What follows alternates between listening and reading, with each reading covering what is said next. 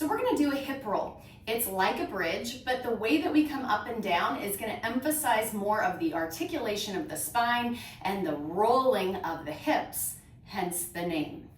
We're set up with ankle, knee, hip all in a row, just like we would for any other bridge. Your arms could reach up, they could come down. I've moved mine out of the way here so you can see my back more, but whatever feels comfortable for your shoulders.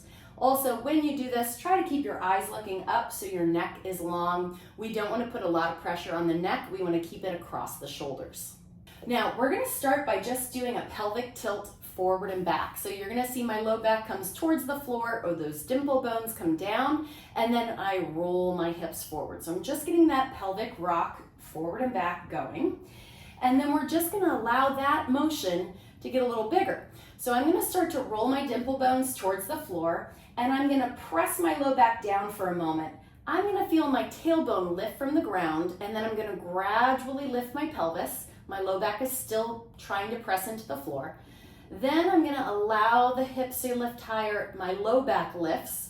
Now I still have pressure on my ribs, and I'm going to allow those ribs up one at a time until I come all the way up into my bridge. So at the top, I'm going to feel those glutes working from behind as I push my heels down, and one long line through the front of the hip. That's my goal. I don't want to feel like my butt's hanging out and my low back has pushed me to the top, but rather I have that tuck that kind of led the way up. So now I have a nice open feeling in the front of the hip, glutes working behind me, and of course, I have my core engaged in the front.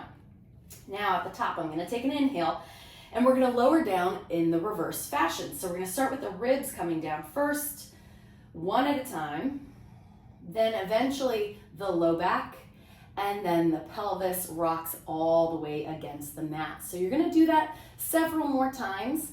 As you develop this skill, I want you to really get more specific with it. So sometimes as we do things, we do them once and then we kind of feel like, oh yeah, I got it. And then you kind of check out and you stop trying to perfect it. Instead, I want you to actually get more and more specific. So as you come down, now that you know what you're doing, I want you to move millimeter by millimeter. So I'm just going to really try to keep my hips up and really just keep it to one rib at a time coming down. If I keep pushing my hips up as I pull the ribs down, now I create more opposition. So now it's going to feel maybe like more of a stretch, or it might feel a little more challenging. And as I lower down, I'm going to really wait for the very last second to let that tailbone come down. And same with on the way up. As I peel up, I'm really trying to keep my upper body glued to the mat and just let the tailbone really start to peel up. I'm pushing down into the mat with everything that's on the mat, and it's kind of like a tug of war. My hips are trying to get me off the mat, and the rest of me is trying to keep me glued to the mat.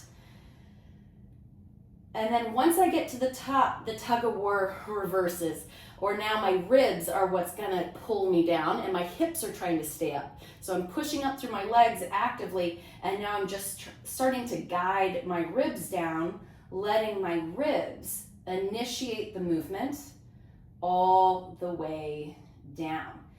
Now that's all the movement. Let's make sure we're breathing. So you're gonna take an inhale, and as you exhale, roll through the spine and really go slow, emptying out. You might have to take a couple of breaths if you're going that slow, and that's okay. Just make sure you do breathe. At the top, take an inhale, press through those heels, hips are staying high, and we slowly add traction to the spine as we roll down. It's like we're trying to lengthen out the spine.